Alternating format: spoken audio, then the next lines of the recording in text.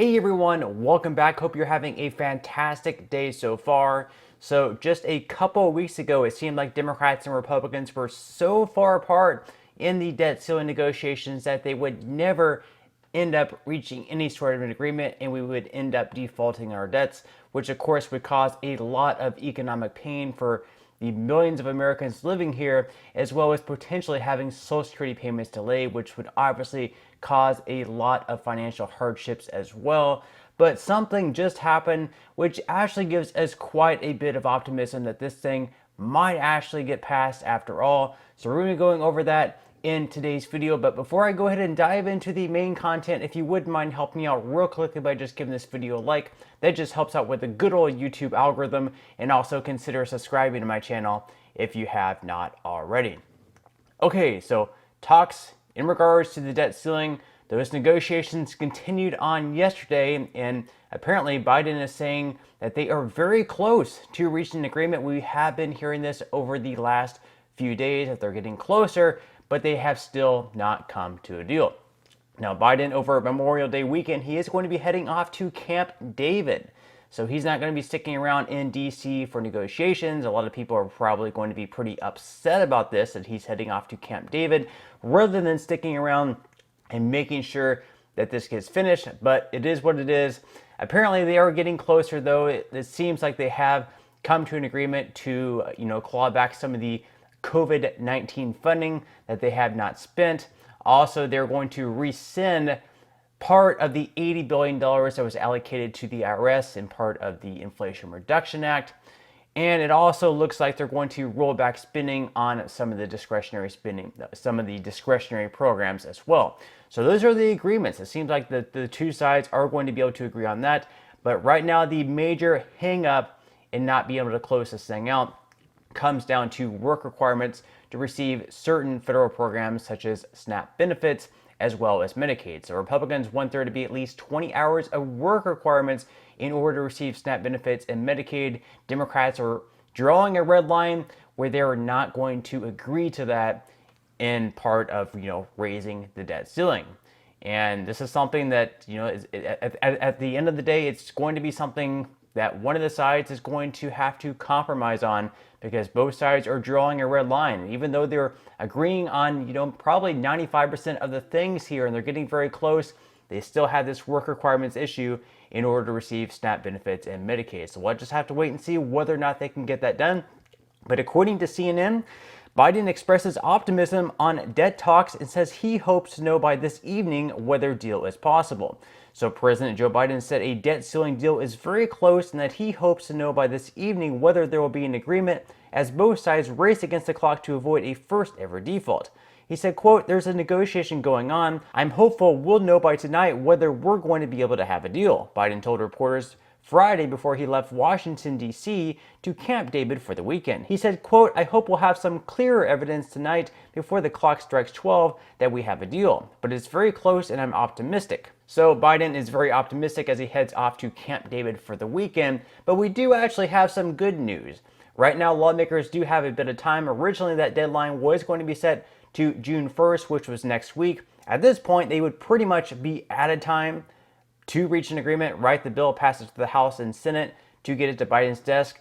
But according to the Treasury Secretary and Janet Yellen, we actually have a few more days than expected, which is, we can breathe a huge sigh of relief. So according to CNBC, Treasury now says it could run out of money on June 5th, buying time for debt ceiling talks. So once again, it was June 1st before, now it's June 5th.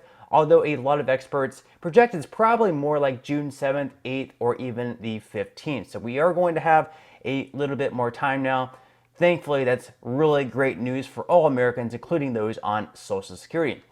So according to CNBC, Treasury Secretary Janet Yellen said Friday that the United States will likely have enough reserves to push off a potential debt default until June 5th.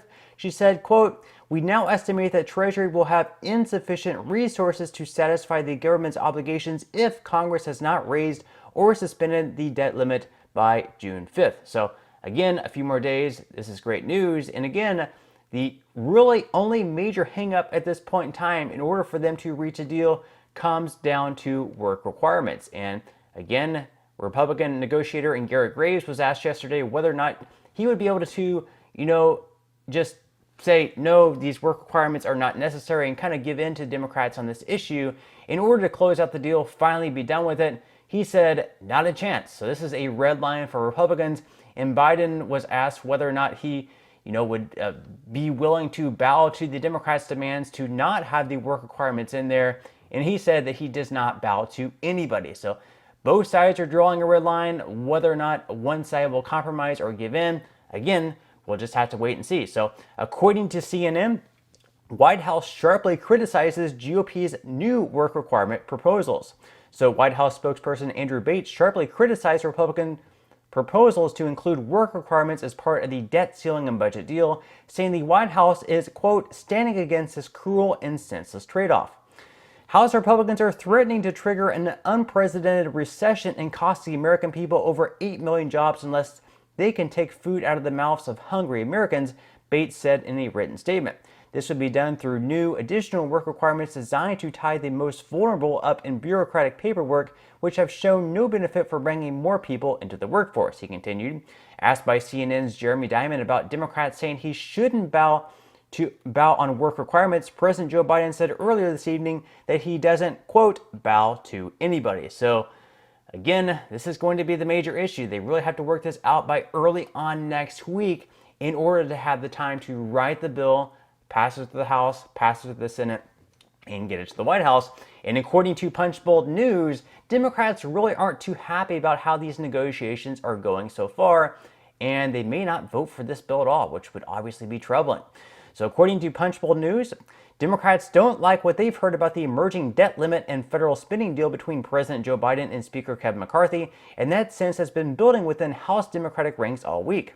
The leadership trio warned the White House that it can't just assume 80 to 100 Democrats will back any Biden-McCarthy deal. Tougher work requirements for social welfare programs is the most sensitive issue for many Democrats, with McCarthy continuing to press the White House to give in on this front. So they're pretty much saying here that, just because Biden agrees to a deal with McCarthy's team doesn't necessarily mean that it's going to also gain Democratic support. And this would obviously be very troubling because once this bill makes it to the Senate, assuming it does pass the House and gets enough votes in the House for it to pass, once it gets to the Senate, they will need at least 60 votes for it to pass. And Democrats do have the majority in the Senate, which means that if every Republican votes in favor of it, which is 49 votes, they would still need 11 more votes out of the 51 Democrats.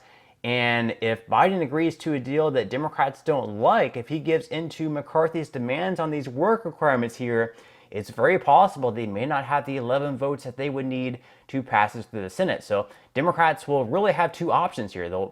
Their first option would be to accept the fact that there should be work requirements for SNAP benefits or Medicaid and pass the bill through the Senate. Or they could say, nope, we're not going to have work requirements for this. It's cruel, it's inhumane. We should not have work requirements for these two programs. And they could reject the bill in the Senate, but then in turn, it would also cause the country to default on our debts, delay Social Security payments, and cause a lot of economic hardships for Americans all around. So it's going to be tough. It's going to be two buttons that they can push. Which button are they going to push in the end if Biden does bow to Democrats on this issue? Now, if they do default on our debts, according to Politico, this is when we could potentially see a delay in Social Security payments. So once again, according to Politico, when Treasury could start missing payments on Social Security, veterans benefits, and more. So when would average Americans start to feel the pinch? If the Treasury Department fully exhausts its borrowing power before Congress acts, billions of dollars in payments wouldn't go out on June 1st and June 2nd to people who rely on Social Security and veterans benefits, as well as pensions for military or civil service retirees. So according to Politico here, this would pretty much start right away, where delays for Social Security would pretty much start right at the first of the month. Of course, the Treasury Secretary did say that date is going to be moved back to June 5th. It's possible it could get moved back again to maybe June 8th or even June 15th. Again, I'll keep you posted. We'll have to wait and see. But according to Biden and both sides, they are optimistic about reaching a deal. It just comes down to which side is going to give in on whether or not there is going to be work requirements to receive SNAP benefits or Medicaid. But the fact that the date did get pushed back to June 5th obviously buys us a little bit of time, so that does provide a lot of optimism for all Americans, especially those relying on those Social Security benefits. But that's all the news that I have for today's video. I certainly hope that you enjoyed. If you did, again, I would greatly appreciate if you could give this video a like. Consider subscribing to my channel if you have not already, and I will see you in the next video.